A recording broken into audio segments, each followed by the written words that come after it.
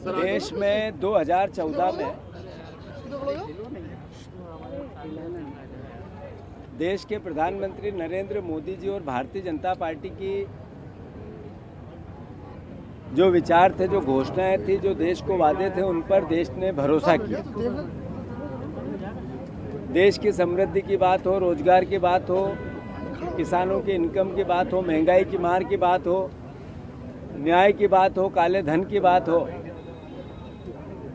या इस देश से नशा मुक्ति अभियान की बात हो, बहुत वादे नरेंद्र मोदी जी ने अलग अलग देश से किए और 10 साल बाद देश उससे भयावह स्थिति में पहुंच गया। देश में नफरत और घृणा का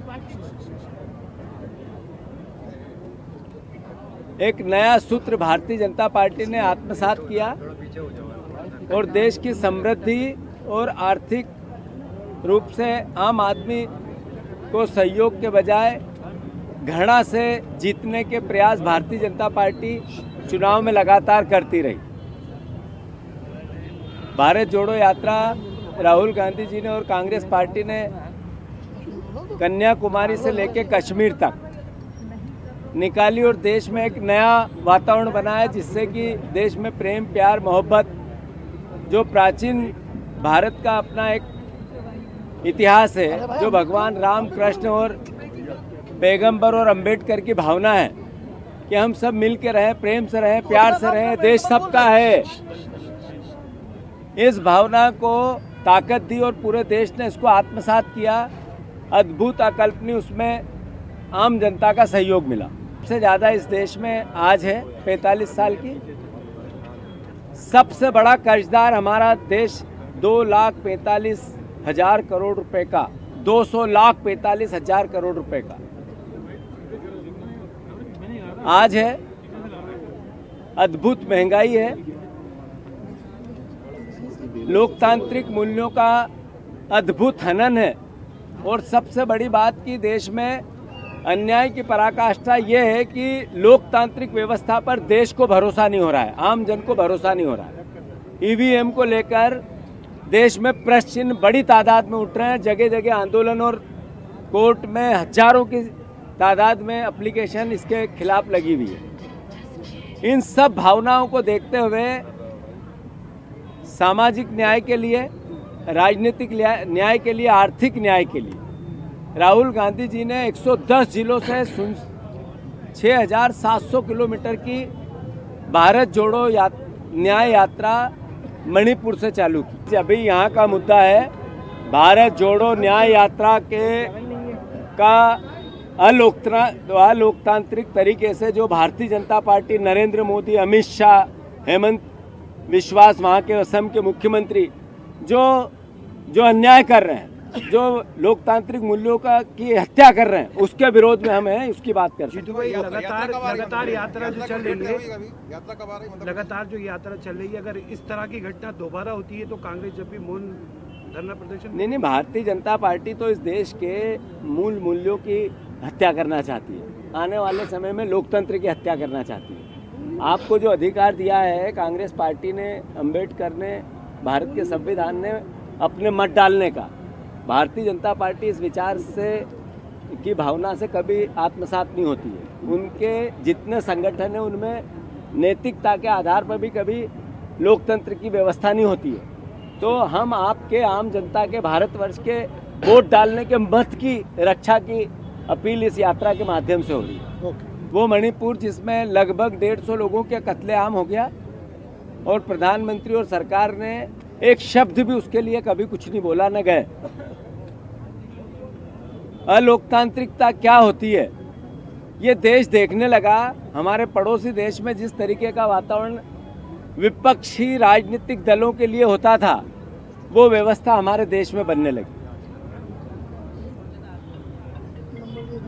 आसाम के मुख्यमंत्री ने खुले रूप से धमकी दी भारतीय जनता पार्टी के मुख्यमंत्री ने कि अभी एफआईआर करूंगा और अभी गिरफ्तार नहीं करूंगा, 3 महीने बाद गिरफ्तार करूंगा। आज गुवाहाटी में भारत जोड़ो न्याय यात्रा को रोक दिया गया, बैरिकेड लगा दिया गया।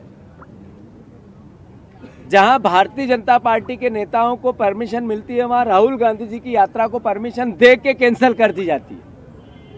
पराकाष्ठा कितनी, एक तरफ भगवान राम के मंदिर की मूर्ति की स्थापना की भावना बन रही है, पूरे देश को उस भावना से जोड़ने का प्रयास आम जन का बन रहा है, और दूसरी तरफ एक मंदिर में जाने के लिए राहुल गांधी की परमिशन निरस्त कर दी जा रही है। ये अलोकतांत्रिक नहीं है तो क्या है, ये तानाशाही नहीं है तो क्या है, ये इस देश के मौलिक अधिकारों का हनन नहीं है तो क्या है। कांग्रेस पार्टी ने निर्णय लिया कि जो भारत जोड़ो न्याय यात्रा में अवरोधक पैदा किया जा रहा है, जगह जगह आसाम में हमले करवाए जा रहे हैं, भारतीय जनता पार्टी के कार्यकर्ता जा जाकर हमारे वहाँ के प्रदेश अध्यक्ष पे हमला करते हैं, उनको घायल करते हैं, और राहुल गांधी को लेकर वहाँ के मुख्यमंत्री और भारतीय जनता पार्टियों के नेताओं की जो अभद्रता है, उसके विरोध में पूरे देश में मौन धरना कांग्रेस पार्टी ने आयोजित किया है। आज पूरे मध्य प्रदेश में हर जिले में इस भावना के खिलाफ, भारतीय जनता पार्टी के अलोकतांत्रिक कृत्य के खिलाफ, मुख्यमंत्री आसाम के और उनकी सरकार के व्यवहार के खिलाफ कांग्रेस पार्टी ने मौन धरने का आयोजन किया है। मैं मानता हूं मध्य प्रदेश में भी जब भारत जोड़ो न्याय यात्रा आएगी, मैं आपके माध्यम से मध्य प्रदेश के एक एक जन से, एक एक पीड़ित से, जिसको न्याय की दरकार है, उससे, परिवार के साथी से मैं अनुरोध करना चाहता हूं कि 20 फरवरी के बाद मध्य प्रदेश में ग्वालियर चंबल की माटी से हमारी न्याय यात्रा आएगी, राहुल गांधी जी के नेतृत्व में आएगी। लड़ाई आपके न्याय की है, आपके अधिकार की है। मैं आप सबको इस मीडिया के माध्यम से आमंत्रित करता हूं, आह्वान करता हूं, प्रार्थना करता हूं, अपील करता हूं कि इस न्याय यात्रा में मध्य प्रदेश में लाखों की तादाद में हम सब, आप सब आपकी लड़ाई के लिए राहुल गांधी जी का साथ दें। और मैं मानता हूं जो आसाम में घटना घटी, जो अभद्रता हुई, जो लोकतांत्रिक व्यवहार हुआ, ये देश के लोकतंत्र के लिए खतरा है। हम सब मिलकर इसकी निंदा करते हैं, इसकी कड़े शब्दों में भर्त्सना करते हैं, और आशा करते हैं कि भारतीय जनता पार्टी मौलिक अधिकारों का और लोकतांत्रिक मूल्यों की रक्षा करे, उनका सम्मान करे। देश में ताकत लोकतंत्र की किसी न किसी रूप में मिलती और बदलती रहती है। ताकत का नियम है, एक जगह नहीं टिकती है। ताकत जाएगी बीजेपी के पास से। हम लोकतांत्रिक मूल्यों का, अधिकारों का हनन न पहले हनन होने दिया है, न आगे होने देंगे। कांग्रेस पार्टी ने देश आज़ाद कराया है, अब लोकतंत्र की रक्षा भी करेगी। धन्यवाद।